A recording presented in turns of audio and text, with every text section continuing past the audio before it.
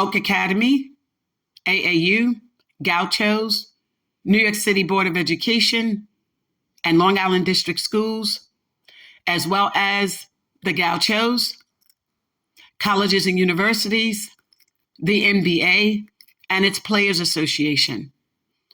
This is the second part of the second episode to address what has happened to these Black youth who were targeted with specificity and particularity to go to these program providers who knew and or had reason to know that many of these boys would be raped and or suffer mental, emotional, psychological, physical, or sexual abuse during their matriculation on these campuses and or programs, and in turn would be directed to colleges and universities, and in turn drafted into the NBA to appear for partner teams like the New York Knicks.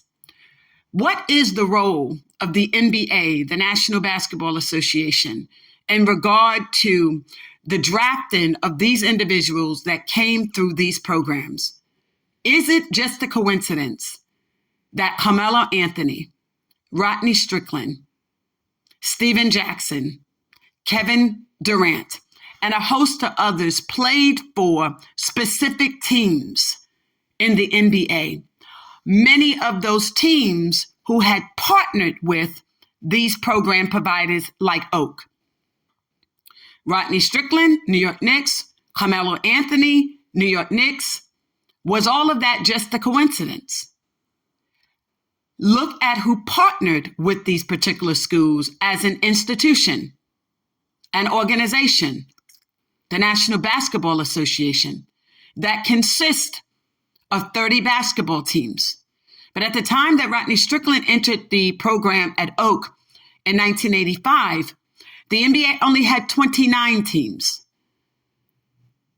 10 years earlier, the NBA was less 10 city teams that they acquired in the 1976 acquisition of the American Basketball Association. So when we talk about the role of these partner schools, what was their role in having an understanding that these students would be victims and or suffer from mental, emotional, psychological, physical, and or sexual abuse during their matriculation? And or that as a result of their matriculation, that these individuals would ultimately become problem athletes for the NBA, who would be deemed uncoachable and unmanageable. And that was the target name for many basketball players who attended Riverside, Gaucho, and or other AAU programs in the state of New York, and or that were affiliated with schools like Oak.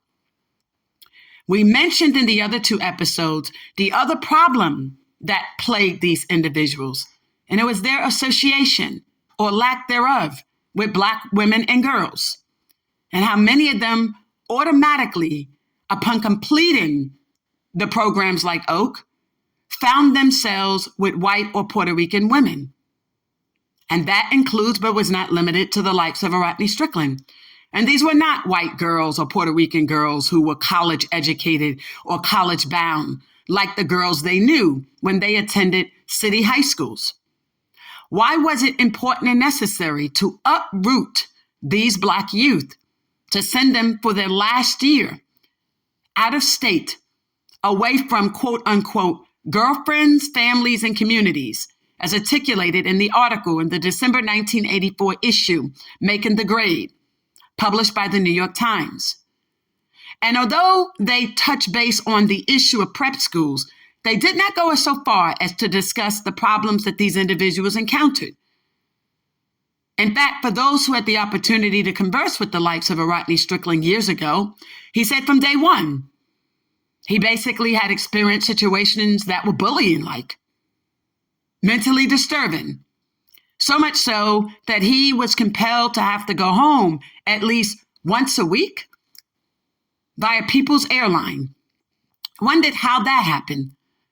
We do know that at some point, people even gathered to make sure that he had the resources to do that. Now, here was an individual who had attended Rice High School for his 9th and 10th grade, going back and forth with his mother to ensure that he can go to this parochial school. He receives funding. He's performing academically. He gets to play basketball, but now he wants to play varsity. Why? All parochial schools in New York City were 9th and 10th grade JV. You could not play varsity until you was in 11th grade. But New York City public high schools operated differently. Some had JV programs, but the majority had one team, a varsity team. And so for those schools that had that, whether you were in 9th or 12th grade, you played amongst your peers as one. So when he had the opportunity to play varsity for Rice, he still decides to leave to go to Truman, where along with players like Brantley, another individual like Tyrone, and a host of others on that team, including Gilbert, Richard, they excelled, making city and statewide, and they win as champions. But it is that interview that caught the attention of a lot of people. Now, he and Brantley both scored 23 points. Rodney Strickland's stats at Truman were not higher than Brantley's. They were not. And even in that championship game, they both scored the same amount of points. So what made Rodney Strickland the standout athlete? Brantley did not go to Virginia. Rodney Strickland did. Brantley had the grades. He could excel in a D1 program, but he had athleticism, prowess, excellence. Why wouldn't he have made it to the NBA? Why was Rodney Strickland chosen?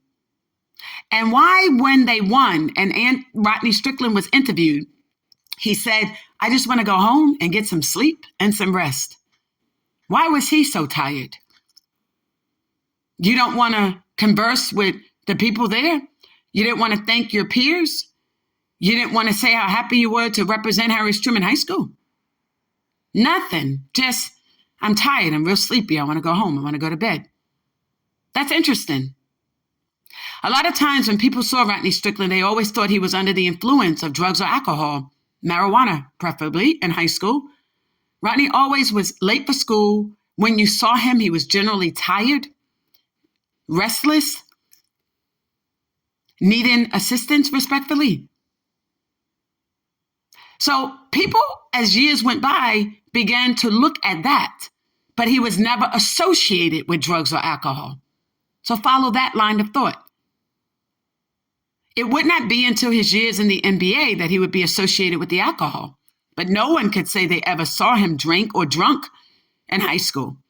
But he always looked like he never got a night's sleep. Now, how is that? And why would an individual student be so tired that he cannot even enjoy winning the city and state championship? That was interesting. That being said, by the time he gets to this school, like so many, like the Kevin Durants, the Anthony Edwards, even looking outside of Oak's curriculum to the likes of Scottie Barnes, who needed the assistance from Naira, Dominique Johnson. She was an Ivy League student, could have gone anywhere in the world for college and high school. She ends up matriculating with him in Florida, Fort Worth, West Palm.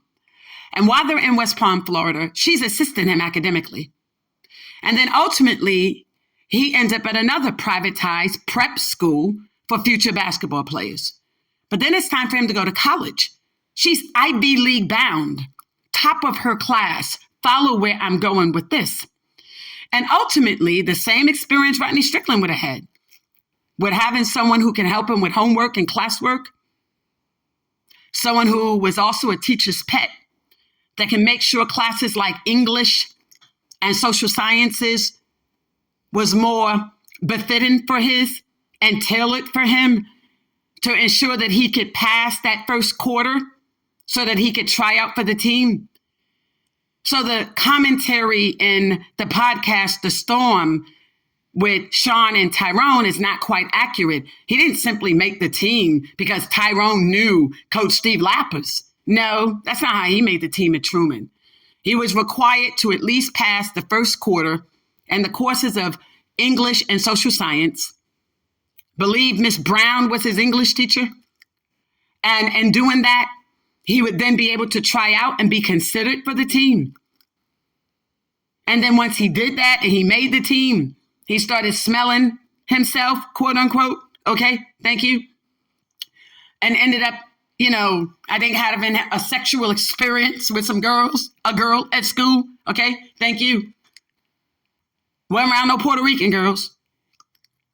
So he didn't just simply get to walk on because Tyrone knew Coach Steve Lapis. So that's a gross misstatement of material fact. Tyrone didn't have that type of clout, respectfully, at Truman. And didn't have that type of clout, respectfully, with Coach Lapis. And then there was a decision by an individual who played basketball and football that he would focus on football.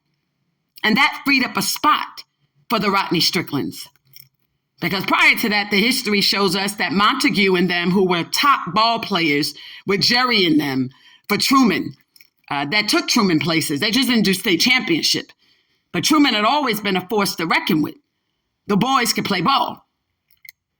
Let's be clear on that. And wherein you look at Brantley, who was a captain of the team, Tyrone was co-captain, and you look at their successes, both academically and athletically, you wonder why, despite scoring the exact same amount of points at the championship game and Brantley overall stats being better than Rodney Strickland's, how Rodney made it. It's the same way Scottie Barnes did. These privatized schools. What were those children willing to do or forced to do? And I say willing respectfully, and you'll see where I'm going with that allowed for them to be considered over those Black youth who had academically achieved successes with SATs and ACTs and their overall grades? Would not they have been the chosen crop, as opposed to seeking out Black youth that you knew struggled? With all due respect, Rodney Strickland had been held back or left back earlier in his life. He had struggled academically at some times. So why choose these particular athletes? Why target them for programs that would ultimately lead to mental, emotional, psychological, physical, and/or sexual abuse? And then push those individuals into relationships with white and/or Puerto Ricans. Statistically, when you look at the history of the NBA and we look at the basketball players who married and/or dated in long-term relationships or had children with white or Puerto Rican or Spanish girls, all of them retired broke. We look at the Tim Duncans, the Scottie Pippens, the Mookie Blaylocks, the Latrell Sprewells. The list goes on and on and on. And that's a separate episode. But it's also going to be covered in depth in Ron Ball, the Allen Iverson way. So we look at that history, even Tony Parker, and you want and ask yourself, how did this happen to them? How is it that these athletes are the ones that retire broke within 5 years, have nothing to show for what they did? Nothing. How are they struggling financially? Some of them were some of the highest paid athletes at the time. Scottie Pippen made millions of dollars. And then we ask ourselves, you say, well, that didn't happen to Kobe Bryant. Well, Kobe Bryant's story is very interesting. People forget that Kobe Bryant was facing divorce twice, even a few months before he died in the plane crash. Vanessa had filed for divorce. But what Kobe did through his father's knowledge, he set up a separate fund to ensure that that would not happen to him. And ideally, he had a will. And most people that were associated with him knew Kobe had a will. But at the time of his death, they said he didn't have a will. And so Vanessa got to, quote unquote, administer a $600 million estate. At least that's what she claimed it was worth. If you have an estate worth $600 million, why are you suing the county? Why sue the county for how they handled the plane crash? Surely you could have simply filed the petition to enjoin them, meaning through an injunctive relief, prevent them from showing any more photos. But she did a full trial with a demand for financial money. Who has access to $600 million and you go through all of that? Really? That's what they say. Who's accepting donations and funding when you have access to $600 million? But that's what they alleged in their administrative paperwork for the estate that the estate was worth $600 million. That's what they say. Nevertheless, wherein you have these institutions targeting Black youth who they know and or have reason to know may or may not be able to excel academically, you all end up with one and done, like the Scottie Barnes type, where Naira goes to the same college as him. Naira was Ivy League bound. She goes to the same college. He's one and done. He's down at Toronto. Under her watch, he's Rookie of the Year. And then ultimately, he gets into the NBA All-Star, not because he was voted by the fans, but rather because Commissioner Silver allowed him to fill in respectfully for the injured. And that, I think, has a lot to do with the fact that they've labeled him autistic. Let's see what happens now, right? And then once he makes it and it's time for the extension, he dumps her for a white mid woman, a trick, a plan B type that he met on an app. Okay. And now they label her as the quote unquote partner in his life. For all the Black baby mamas out there, they don't get to be called partner by the media, but because she's a white girl, woman, who was unemployed and uneducated with a TikTok channel, basically doing stupid things, right? Looks like half man, half woman at times. And you're about almost maybe 13 years older than him. And you tricking on an app and was on Bumble as well. Showing titties, fake at that. Absent that, look like a man. Okay, follow where I'm going with that. So you rather her over a Naira, who work at Ernst & Young, a leading global authority in finance, and they have one of the best sports divisions now. But the argument is, I don't have to have her. I could pay for that work. Okay, let's watch and see what happens to him 5 years after retirement. He gonna be broke too. Okay, nevertheless, follow where we're going. Then we look at LeBron's situation that ultimately brought him into the scope of the treatment program by John Lucas. And I only know that because, again, what is the Players Association doing? Allowing their information to leak to the public, all in an effort for the likes of a Krista Chen to try to promote herself as if she were worthy of being the next commissioner, deputy commissioner, chief of staff, and or the executive director of the NBA's Players Association. Really?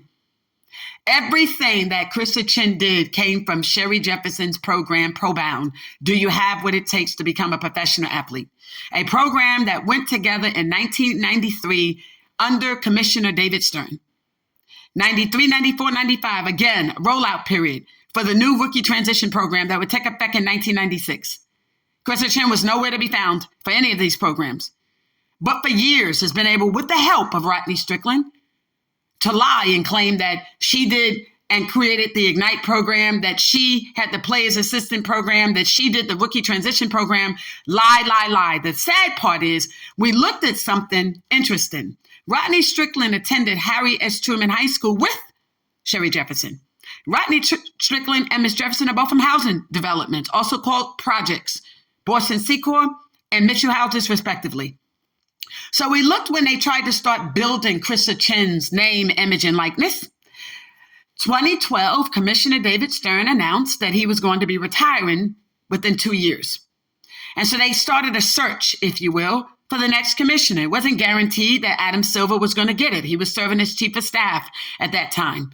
But Adam also possesses a doctorate of jurisprudence, a law degree. And so in 2012, we know Krista Chen appears on Bloomberg. Horrible, horrible. Looked like a transgender, spoke like a male, didn't know what her situation was. Looked like they took a transgender and put a suit on her. And her voice was harsh.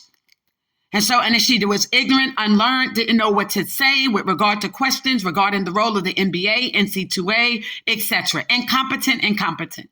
By 2014, she's before the WSJ, the Wall Street Journal. And then they tried to do something, Washington Post. They weren't going to take her. So the Wall Street Journal brings her on. And again, same problem, 2014. But at the same time that she's doing that, she's now also doing an ad in a newspaper. We call it an ad. It's not really an article because it's self-promotion. It's an ad. And so that's supposed to promote her. And now she's telling people that she actually created these programs. But what she did is simply, instead of using the Pro Brown, she just gave all those programs new names. It's almost like plagiarism and copyright. And that's not just strictly limited to writing a person's book and calling it your own. But federal law also defines plagiarism and copyright as one who takes a person's program, service, information, you create it as though it's your own, and you don't give credit to the person who has it. It's the same thing. It's almost like having a patent for apparatus and you just rename the apparatus, but it's still their invention. And that's what she did with Miss Jefferson's work. And it looks like Rodney Strickland kind of helped to do that. Because Rodney knew, I had reason to know by then, that Miss Jefferson had these programs. Rod came through the Bronx just like her.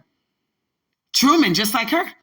But he also knew when the Pro Brown tour was out, he was still playing in the league in the 90s. And he knew that it made it to newspapers and radio, WBLS, in Atlanta on the news and in the media. Frank, what was the gentleman's name? I'm reading, making sure I know what I'm saying too. Mike Roberts and Kara Blackman, B103 in Atlanta, they covered her. So did the newspaper there, North Carolina, the Observer and the Charlotte Post covered her. He's not going to act like he didn't know what was going on, that the NBA didn't know what was going on. Of course they did. Of course they did.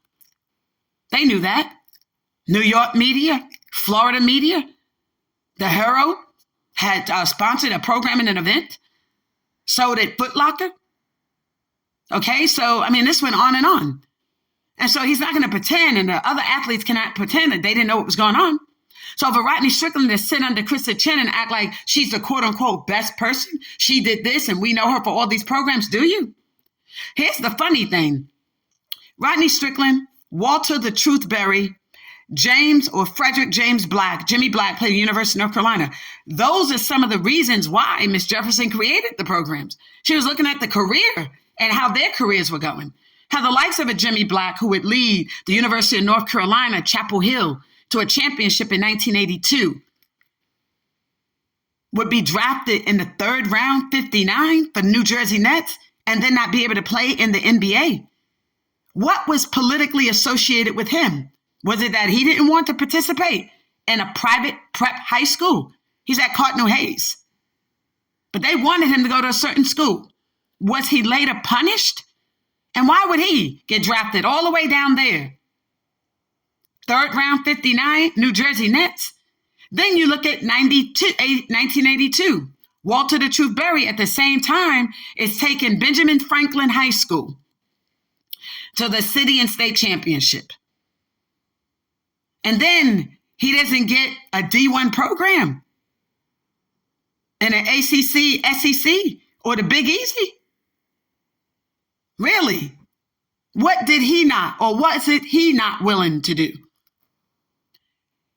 And then with the assistance of some people, he finds himself in New York at St. John's.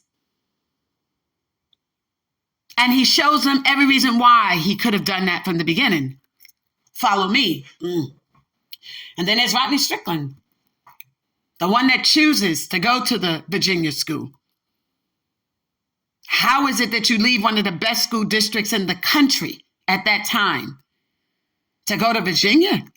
And all of a sudden, within 4 months, you're now committed to DePaul, a Catholic school.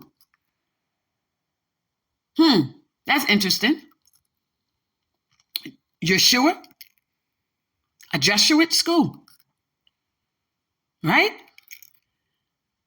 What was the connection, if at all, to Catholicism, to the Catholic Church, to the Archdiocese, with these type of schools and these programs? The St. John's, the DePauls, the Rice, the Cardinal Hayes, the Cardinal Spellmans, Mount St. Michael, Rice. What was the connection? Particularly to these multi-billion-dollar lawsuits that are still pending. They settled one of them for almost like $2.8 billion. But there's still a lot available. But a lot of you missed the deadlines because Krista Chin did not do what she was supposed to do. Why was she brought back to the Players Association? After David Stern left, they wanted her out of the NBA. Then the OGs, like Rodney Strickland types, decide, no, we want to keep her. Why? What was the reason for keeping her beyond 2020? And then eventually having her on the players' side. She was incompetent. She did not know sports law. She did not know the business of sports. And then you're talking about, she pushed for collective bargaining for health care. That wasn't what she did. The argument was made well before she even asked. It was because ABA players were dying when there were services that could have been provided medically to keep them alive if they had insurance. The legal argument was that when you acquired the ABA in 1976, those 10 city teams and their players should have been entitled to health care, the same programs and services that are being provided to the NBA players. So Krista didn't do anything miraculous. She didn't do it for you, the OGs. You had players dying, and she didn't even raise that issue. It had already been raised under the threat, respectfully and rightfully so, of a class action lawsuit. So once again, you gotta give her credit for something she didn't do. And so when she appears in the 2014 issue, Bleacher, Sports Illustrated, and starts announcing these lies, all of a sudden she's trying to market herself with Ignite programs with Rodney Strickland. Interesting. And the G League program manager. Follow me. All along knowing that there had been a push by this point in time for CVA, Child Victims Act legislation, lobbyists and groups like Sherry Jefferson, African American Juvenile Justice Project, lobbying in groups like to legislatures in New York like Gary Greenberg, right? He himself was a victim. He got $3 million. Imagine that. And he deserved every penny. So instead of her focusing on those things, she's just self-promoting with the likes of Rodney Strickland. So one may have thought, okay, this might be the direction they're trying to go. Really? That's 2014. By 2019, she appears again in Legend, which is a Players Association magazine. In that story, Rodney Strickland is now interviewed. But leading up to that story, she's now got Rodney doing conferences, maybe 2 or 3, about the business of sports. Really? That's interesting. By 2013, he had acquired a degree in leadership. Okay. But what does he know about sports business at that point, respectfully? Maybe the 17 years in the NBA? He never won a chip, but he had a chip on his shoulder. Every playoff, he screwed up. Throwing the ball out, hanging out, partying all night. So you come back, you only score 6 points. I mean, it just wasn't there. Getting into a fight with your teammate. So you missed 3 games, so you can't even make it into the playoff. But, they said he knows the business of sports. So, we're here for it. So we watched all these photographs and stuff he's posting on his social media platforms, 2018, 2019. Now he's appearing in the magazine. Again, she's building that same story that she was the part of the executing the groundbreaking rookie transition program. Follow me. But she's got Rodney Strickland back there again. That's interesting. So now you've given him program manager. Now you're bringing him under Ignite. Now you have him connected to another story 5 years later, 2019. Okay. So now it's 2025. And leading up to that story on ESPN's Anscape, she spends 3 to 6 months posting only photos on her IG of Rodney Strickland, knowing that by the time somebody reads that article on September 16th, they're going to see the last post that she had, September 11th. Carmelo Anthony's enshrinement into the Hall of Fame. Who she say? Outside. Now she's 62 years old, everyone. Okay, Fannikins? She's talking about outside. Okay? Saying she outside with Rodney Strick, her bestie, her family, her favorite coach. I mean, all of this, like a missive. Okay. And so you see this old 62-year-old woman, no disrespect to that, but you outside at 62, in my gorilla voice, you need to be inside, like, hello. Okay, but we'll let you have it, baby girl. Okay, looking like a transgender, haircut real low. So we didn't know, who's this person? Okay, I didn't know who Krista Chen was. Okay, so who is she? Okay, so that's Krista Chin. Wow, she transgender. Then we hear her voice, real masculine. Then she like 4'7", look like Betty Boo. If you know who Betty Boo is, Google Betty Boo. The one said, I'm Betty Boo, a boop, boop, boop, boop. Okay, she about like 4 feet, 4, 5 off the ground. I'm going somewhere with this. So, and she's with Rodney Strickland. Talking about she outside. So outside, for those of us that know what we know, it means that you in a relationship with a married man. Like the Kerry Irvin type, chocolate, keep you up at night. Yeah, that kind. If you're going to do that, ladies, or that Seth, smoke him down like his Buddha blessed, then lay on his tummy and get him some rest. Yeah, okay, like that kind. So that's how she's talking about she outside. Imagine that, okay? Anywho, what I know, for those in that age group, if you're going to be Dre and Michelle with it, then you got Jalen, but we don't want Jalen. That's Jay's, that's hers. But, you don't want Trey Mann type, but I like that Devin Booker type, I like him. He real vocal with it. Okay. So, if you're on that level, right? If that's how you living, okay. That's how she act like she was living. Talking about she outside with Rodney Strickland. So outside in my gorilla voice, it basically means, we don't want Clay. Nah, man, we don't do Clay. That's make gay, and that's $300,000 on the wrist for the play. And you buy him a house that day. So, look like she got to pay to play. Nah, we don't want that. I like the Donovan Mitchell type, but that's Coco Jones, baby. You got it right. Okay. Keep him up all night, but make sure he get rest on those playoff days. Okay. We love you for that. I know you're going to be writing some real good music. Thank you for that. We got to mix this kind of show up because if people reading in between the lines, they'll know what's up. Okay. So she out there talking about she outside. So if you outside like that at 62, okay, you like the old lady in the shoe. Okay. But she said she outside. Okay. So let's make her outside. Because outside mean that you are with a man that is in a committed relationship. Or you a woman that know that you with a man that's in a committed relationship. Or it's a man that's outside with another woman who he know is married or in a committed relationship. The only other definition for outside is if you gay and you're saying we out. Enough said. Maybe Tracy knew what he was talking about. Okay. So that's what she posts September 11th. Outside, space, dot. Okay. Imagine that. At 62. If you outside, go inside and get your Social Security. I mean, that's that.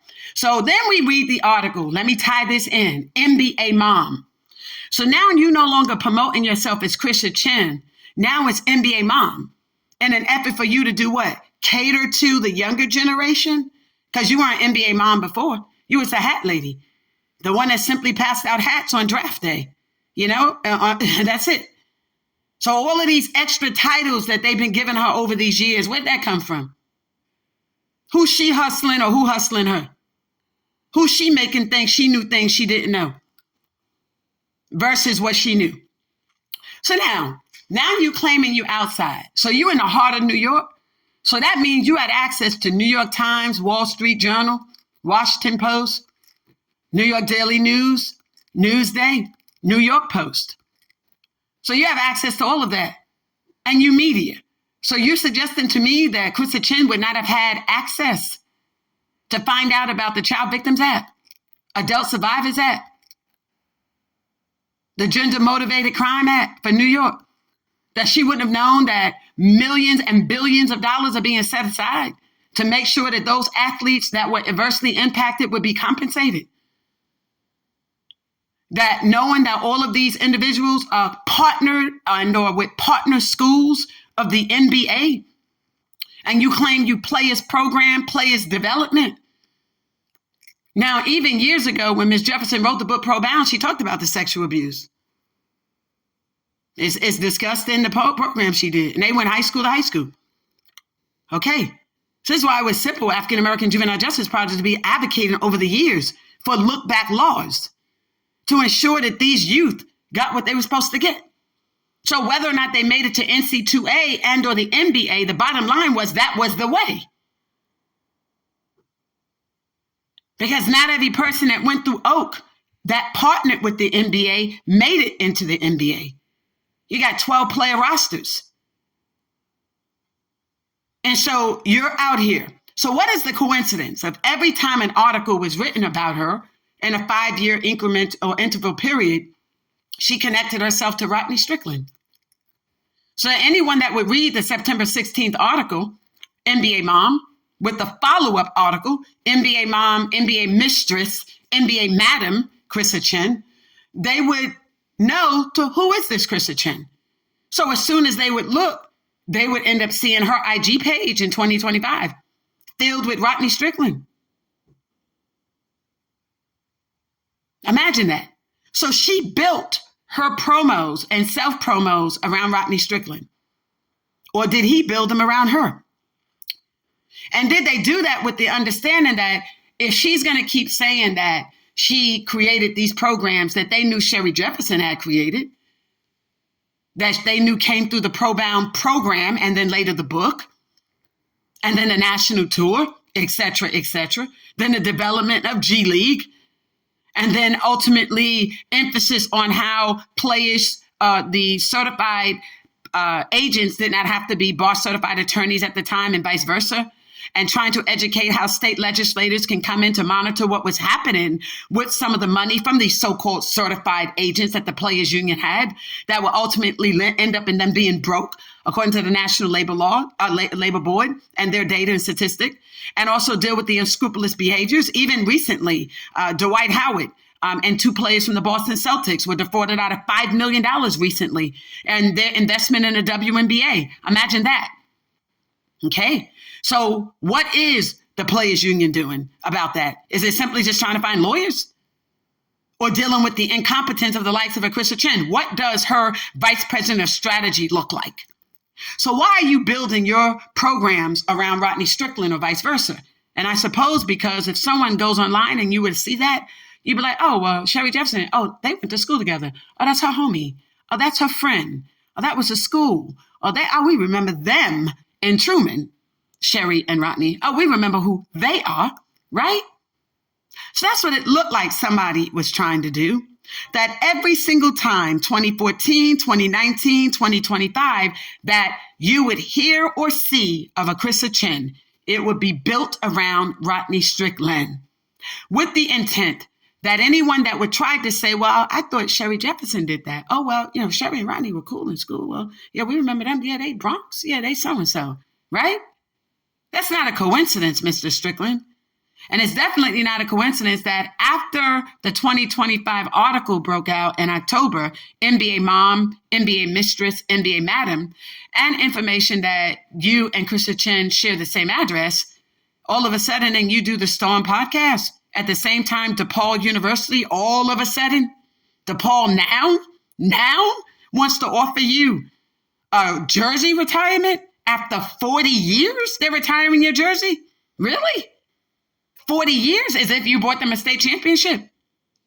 And now in 2025, now all of a sudden, since the conversations of CBA and all of this conversation has come up about the NBA's failure, now all of a sudden, Oak wants to offer you a Lifetime Achievement Award. Now imagine that. They offered it to Carmelo before you, and you came in almost 20 years before Carmelo. But they're offering it to you now. That's interesting. That really is. And then you turned them down until 2026. What were you expecting to happen in 2026? Were you expecting the likes of a Krista Chen to nominate you for Hall of Fame?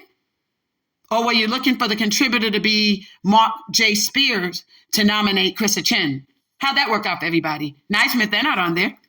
Neither one of them. And rightfully so. What have they done for the sport that would warrant them being in the Hall of Fame? Now, I would think Rodney Strickland could get a run for it if I had a choice, but mine would be totally different than most people would think. But I would vote for him, him, and I would also vote for Stephon Starbury. And it would be in this order: Stephon Starbury, Rodney Strickland, Kenny Anderson.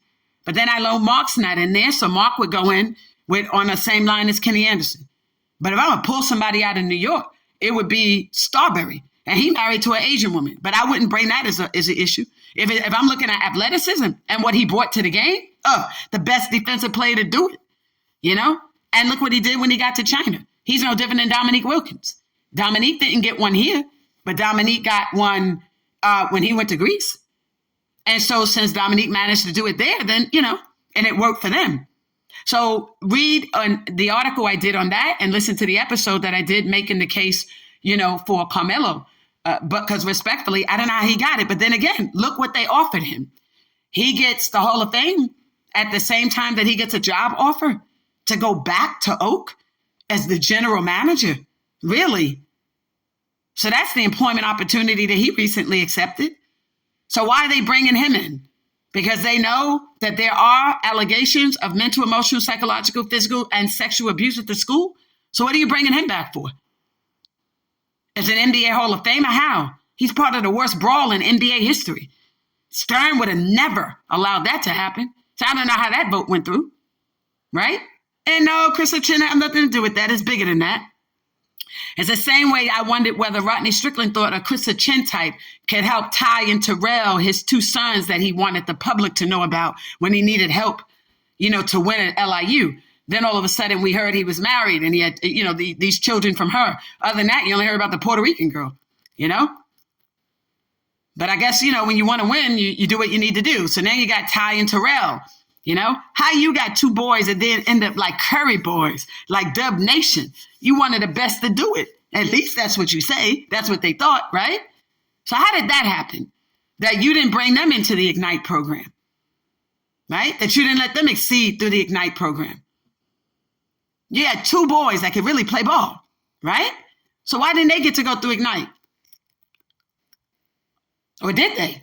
Because one was a fifth year, right? How didn't they come through that program and end up like a Jalen? How come you weren't focused on those boys doing that? How come they didn't get to excel in that space? How come you didn't bring them through G and let them come up that way? I mean, you have two kids that can play. Why didn't they get to go through Oak? So if Oak was this special school, why didn't you bring your own boys through Oak? Especially if you know that was the direction to go. It's because you and everyone else knew what your real experiences were like. Just didn't want your sons to experience that, and we respect that. We really do. But then you appear on the Storm podcast and you suggest on that podcast that you somehow was the brainchild of Ignite. Another recent, all since this issue with Ms. Jefferson and the Child Victims Act and all these statements have come out. Now you're saying that you were the brainchild of Ignite. Really? You didn't. You weren't the brainchild of Ignite. 30 years ago, you didn't come up with that concept. You weren't sitting down with the commissioner and members of the board of governors or anyone else at that time saying, listen, what do we do? There's 530,000 high school basketball players. What are we doing with those? Do they have what it takes to become a professional athlete? Here's a curriculum. Here's a program that you can put into place to take these particular kids and see what you can do with them and compensate them, right? Because that was the first direction for a Kobe like. But they was like, nah, we think Kobe can actually get drafted and go in. Then they changed the rules after that, respectfully and rightfully so. When you can enter the draft, how old? No longer 18, you got to be 19. Then you got to at least go through one draft class if you're out of high school. So there's your one and done. All while we're working on going from red shirt to a transfer portal, right? Okay. But then you claim on the podcast, Storm podcast, that somehow you put the players together, you created the teams, you did this, never ever acknowledging, again, this is what Ms. Jefferson had done with the Pro-Bound program. Never. So now what you were attempting to do is clean up the mess that Cheryl, that Krista Chin made, right? Clean up that mess Krista Chin made, right? Let me clean this up so we don't focus on you, Krista. I'm going to say I did it once again. Because you're figuring, well, I can have a way with Sherry Jefferson types, right? That's Bronx girl. That's high school. That mentality like D1 types, right? Yeah. So moving forward, what it looks like we do. You have a Krista Chin with $753,000 per year income. That's unjustified, incompetent.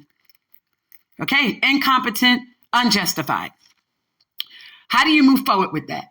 What exactly is she in the NBA doing other than lying about what her area of expertise is? And what do we do with that?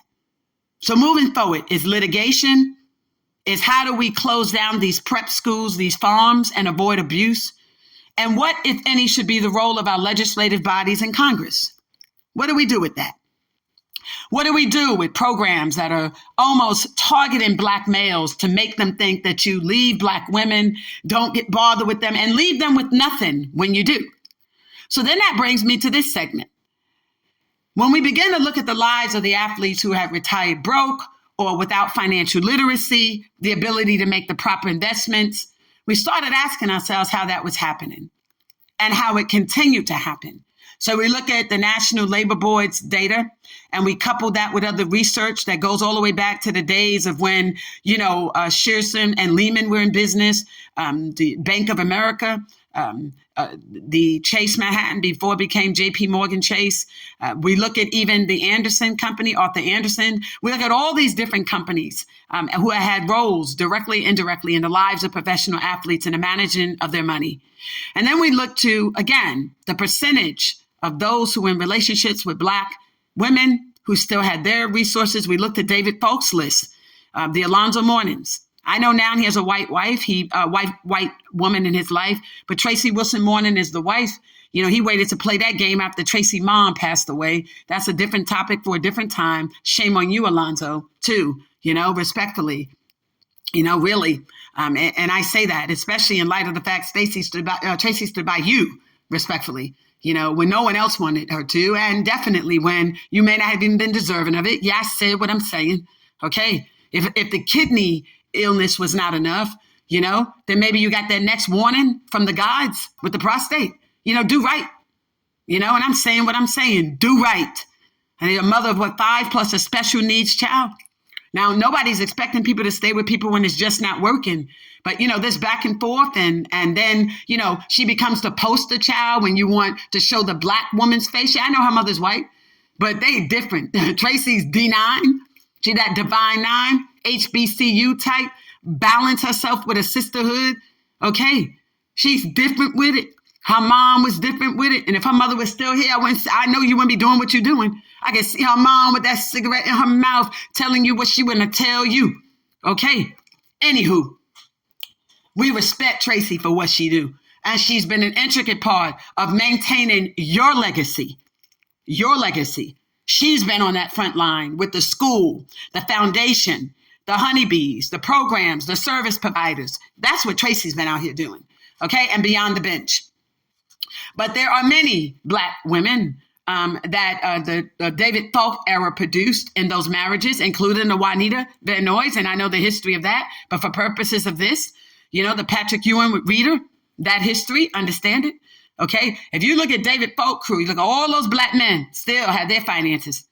Okay, Michael Jordan get his from no white girl out of Cuba.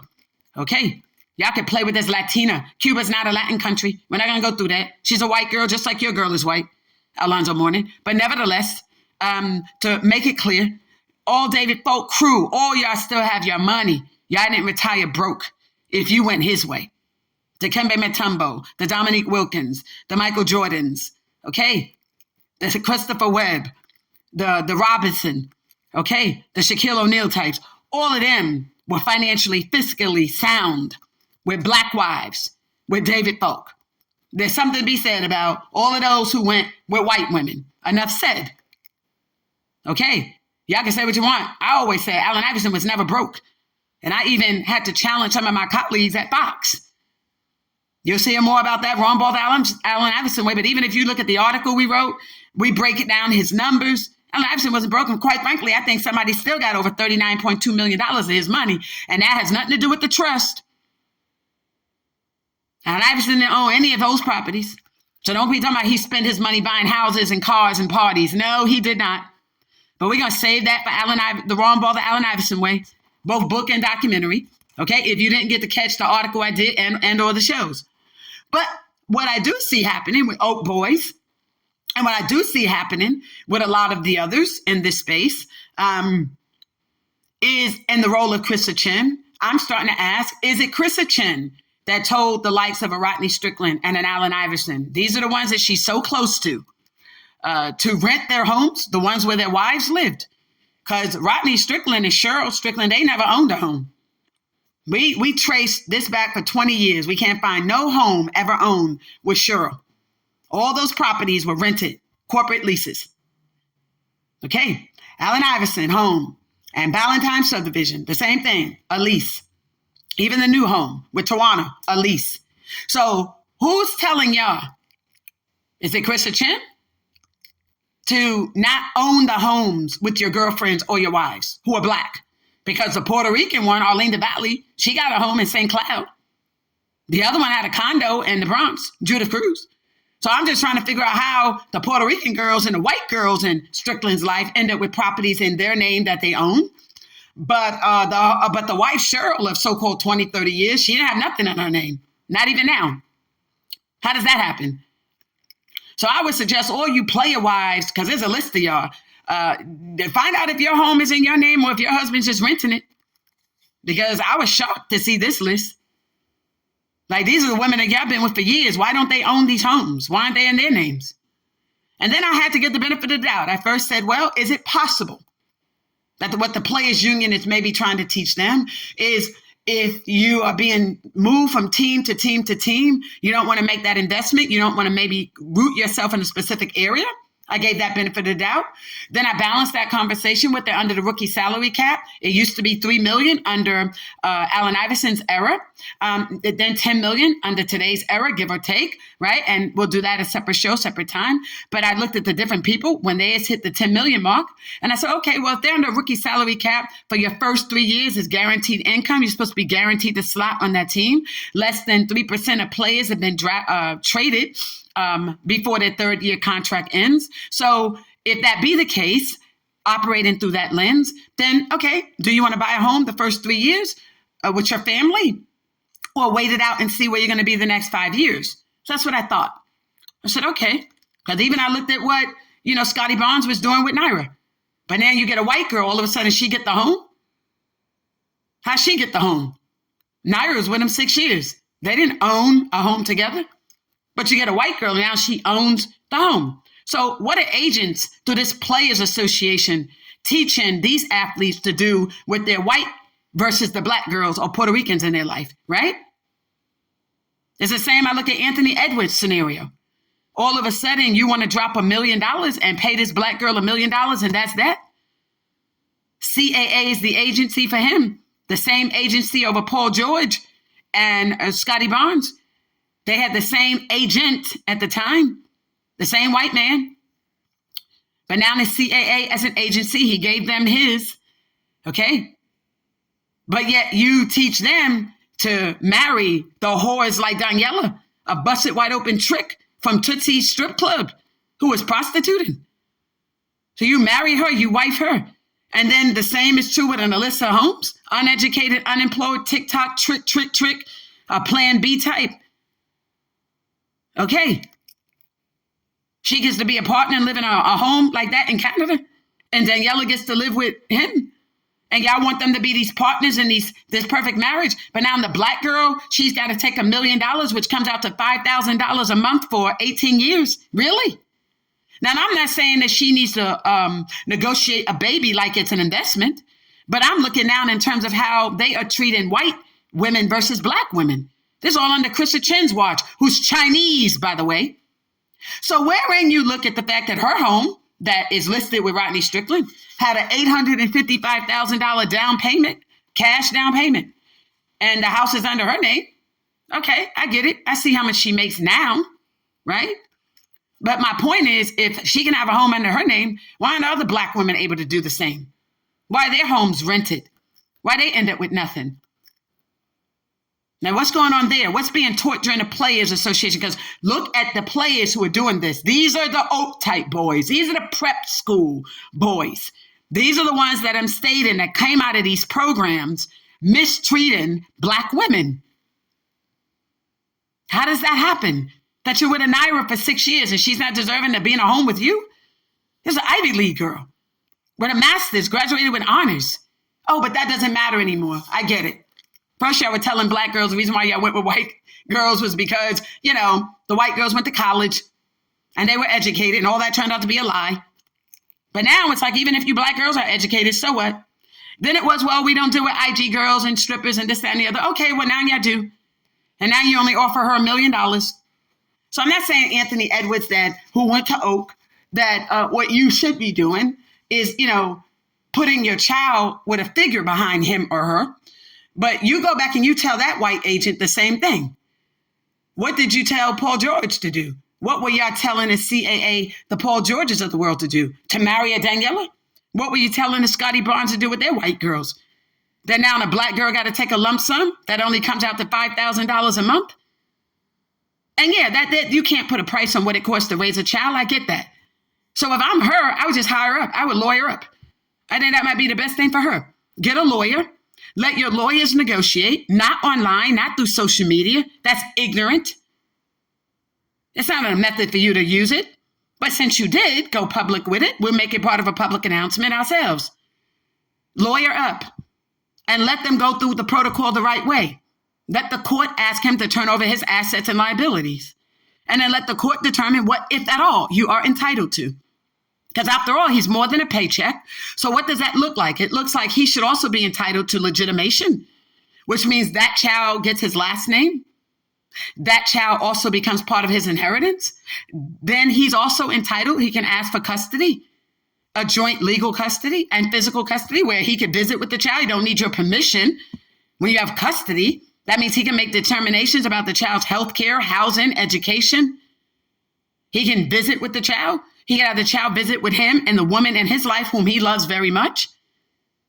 And you don't have that kind of control over him. It means he can do a parenting plan that allows him to have every other Thanksgiving, every other Christmas, his birthday, the child's birthday every other year, or half a day, or half a summer. And doesn't give you the power to think you can control this either. So that's the way and the best way to do this. It allows him to be a father, not just a paycheck. But there are times when you might want to do it that way. So you don't end up like a Paul George, getting a whore pregnant again. Sometimes that's the setup too. Forcing you to see the child. That's what their lawyers did. I mean, who makes a man or force a man to see the child of a whore? And then eventually gets pregnant again. Right? Because they kind of know how weak and spineless those kind of guys are, especially in the space of anal. A lot of them are punk with it. So with that being said, who's orchestrating how the black women are being treated in this space? Where you can be with a guy for 20 years and you're renting from 2014, 15 in Florida, Hillsborough County, all the way up to now. That house is up for rent. Then it went on the market for sale. They never owned it. And again, giving them the benefit of the doubt, there are times when that might be suitable. But at what point in time do you make a decision? Allen Iverson been divorced for 13 years. He's been living with Tawana all this time, so it's not new. I mean, they just got back together. No, they didn't. They were living together in Ballantyne, subdivision, this country club in Charlotte. And for 13, 14 years, you're renting. But unique to all these different cases I looked at is one word, trust, Trust, that had two meanings. One is the lack of trust they have as couples. The second is the trust account. A lot of these properties have names like in Chinese. These are Asian names. A trust of these two people. So I thought, well, maybe they're putting the property in the name of a trust and then they can lease the property and they get tax incentives off of that. Is that what's going on? Because that's not how he has it set up for baby mama, the Strickland. He got a bunch of children, So I'm just trying to make sense of all of this. What y'all giving to black women? Who benefits from Social Security? Whether or not you allowed some of these women to go on and have a career. So who's making these commentaries? Are y'all learning this when you're in programs like Virginia? Because to me, all of that, respectfully, would also fall under a problem that would have legal ramifications too. You bring in all these black boys to teach them not to date black women, but if they are in a relationship with black women, to devalue them in terms of assets, in terms of their career, and the futures that you have with them. Like, who does that? Who's with women all these years? And you don't even want to give them a property. You spend 6 years with a Scottie Barnes and you walk away with nothing. She should have sued him under Canada law. which is common law. You with him that many years, living with him. At some point in time, even that relationship would warrant you pursuing him as a common law. Then they set up the white girl to do the same thing, calling her a quote unquote partner. So what exactly is happening? Because I look at what the Puerto Rican and Dominican girls are doing to them. Rodney Strickland's little Puerto Rican, Judith Cruz, calling the police on him. She ended up hooking up with his lawyer. Imagine that. And their lawyer decided, let's tell the public he's going to turn himself in. Like no one even knew Rodney was arrested. No one even knew Rodney had an issue with this lady. But your lawyer is suggesting that you turn yourself in and he lets the media know you're doing that. Turning himself in for what? Imagine that. Then you look at the recent incident in May with Kevin Garnett. Now, this old man, 48 years old with a 28-year-old, that in and of itself speaks volume. Then he had a Dominican, uneducated, unemployed girl that he was dating, another hoochie, okay, trick, okay, that type of girl. Back then they call her a hoochie, okay. Now they just say they tricking, they in the streets, okay. The same thing like this little IG thought he just picked up offline. The one that in May called the police on him. Who calls the police on these black men? But the Puerto Rican girls, right? And the white girls. But then they get mad at the sisters, right? But you got a girl, you got the IG, a thought, and she gonna actually enter into a joint statement. Who enters into a joint statement with a thought? An unemployed, uneducated thought from IG. A girl you met online. Like, who enters into a joint statement? You have been separating yourself from her. Like, we ain't gonna enter no joint statement with you. You're not gonna have that hold on me that you could use as a power play later on to be like, yo, I'll tell the police you did hit me. I'll tell the police you did do that. Well, go ahead, mama. Tell the police you did that. That's what a real brother would do. But when you spineless like that and you got a preference, it is what it is. Wonder how he got to that stage. And the Timberwolves, somehow he going to now be the outreach for them? No, they're not. We told the Timberwolves that's not going to happen. Nope. It's not going to happen, Timberwolves. You're not going to have black men like him out there with girls like her, tricking and involved in domestic violence incidences and teaching our black boys particularly that this is the way to go. Because we'll put on Timberlands and show up like Wolfgang type, Bronx type. We're going to sit there and let y'all do that. We say that respectfully and humorously, but you understand the point. You don't get to choose somebody like him to make him the voice for the black community, the outreach.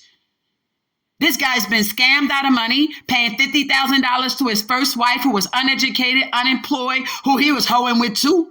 And then all of a sudden, you want him to be an example for who? The future of the black NBA players? Hell nah. We're not doing that. And we're not going to let Dominican or Puerto Rican girls like her think that they could call the police either. Because easily so, we can shut down if we want to. If we choose to do so, we can shut down Dominican hair salons. Black women just won't go.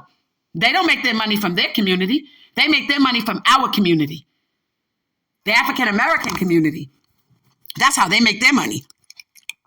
So they can sit there and act like they don't know if they want to. That's what they could do. So in part 3, we will be discussing the litigation, the prep schools, and the role of Congress in this matter. Thank you for joining me, Lisa Hampton. Love is selflessly authentic, having all money, power, talent, opportunities now. If you are a victim of rape, mental, emotional, psychological, or physical abuse, know what your rights are. And if you attended programs like Gaucho or the Archdiocese programs, and you missed the opportunity to participate in CVA and you play for the NBA or you went to an NC2 program and you thought you were going into the NBA, stay tuned for part 3. But in the meantime and in between time, contact CVA lawyers, ASS lawyers, ASA lawyers as well in the state of New York. Because even if you came through those programs and they're headquartered in New York, you still have opportunity for legal claims. But many of you missed your deadlines because of the likes of a Krista Chen